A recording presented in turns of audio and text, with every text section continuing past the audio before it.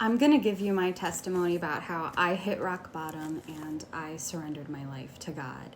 But first, I have a few scriptures that I want to read to you in order to emphasize the importance of this, because you shouldn't waste another day of your life if you don't know that you have a relationship with God. So you can believe in God and not know Him. And it's crucial that you know Him in order to enter the kingdom of heaven. So in Matthew 7, verses 21 through 23, it says, "Not everyone," so this is Jesus speaking, "not everyone who says to me, 'Lord, Lord,' will enter the kingdom of heaven, but the one who does the will of my Father who is in heaven.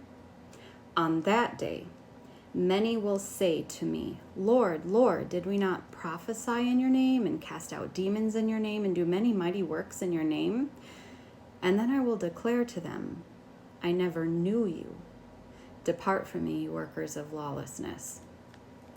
So when you come to know God, His Spirit enters you and empowers you to do His will. He gives you the desire and the ability to do His will. And so I'll give you my testimony about how I hit rock bottom and I surrendered my life to the Lord. So I left home a couple years into high school. I ran away from home and I moved in with a guy who was 6 years older than me. He was an older brother of my friend. And so you can imagine what my life looked like. I had been living with this older guy for a couple of years, and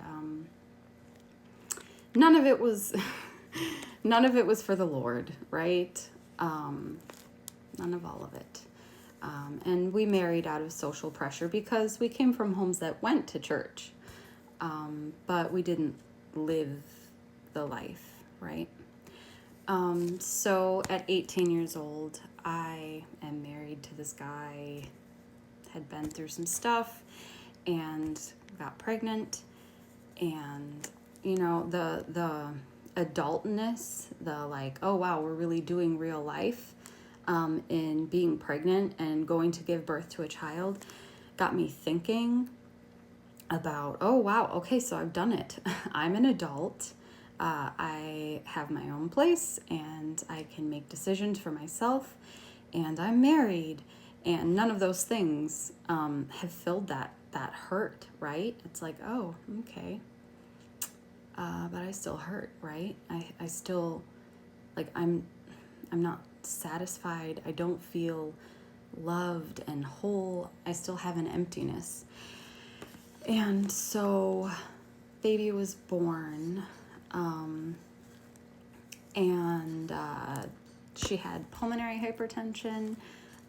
She's bleeding out of her nose and mouth right away, and they worked on her. She couldn't breathe. We're ambulance from one place to another, where we were told, okay, it's been a long time. She's not breathed. Say goodbye. And so, without even really getting to say hi, I say goodbye to my baby, and they gave me a room. I fell on my face and I cried out to God from rock bottom. I knew enough, barely being 18, I knew there's really nothing that can heal my heart and the hurt, and make me feel whole and full of hope, right? This was it. And so I'm saying goodbye to my baby. And so I cry out to God, if you're there, if you're there, I give you everything. I give you everything. I give you all of me. I give you my baby. Just let her live. Just let her live.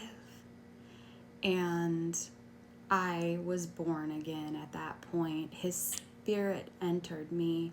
I felt like I floated off the bed. I went from like black and white to color to vibrance. And from that point on, my life was the Lord's. So she did not pass that day or the next. They said, well, maybe she'll get stronger and we can do ultrasounds, maybe surgery on her heart. And so she did stabilize. So they were able to do another more detailed ultrasound where they figured they were then going to have to do surgery in order for her to live. And when they do this ultrasound, she was completely healed. And there was no longer a need for surgery. And I left the hospital with my baby girl. And this summer, she is turning 15. And she's been perfectly healthy ever since she left. Ever since I cried out to the Lord. No surgeries. She's been in perfect health.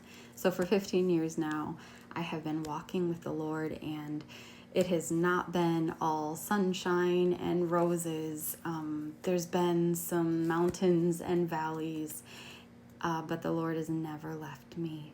He's been with me through it all. He's provided for me. He has provided for me when there was no way, when there was no one, and there's no way to explain away how he's been there for me. And you'll get to hear a lot of amazing stories about how God has showed up and he's transformed my life. And I hope that you'll take a minute today, if you have not surrendered your life to him, and just cry out to him from your heart, because that's what he wants, is your heart. For real, cry out to him and surrender your life to him, and he will never leave you. He will never forsake you. Like, subscribe. The story goes on.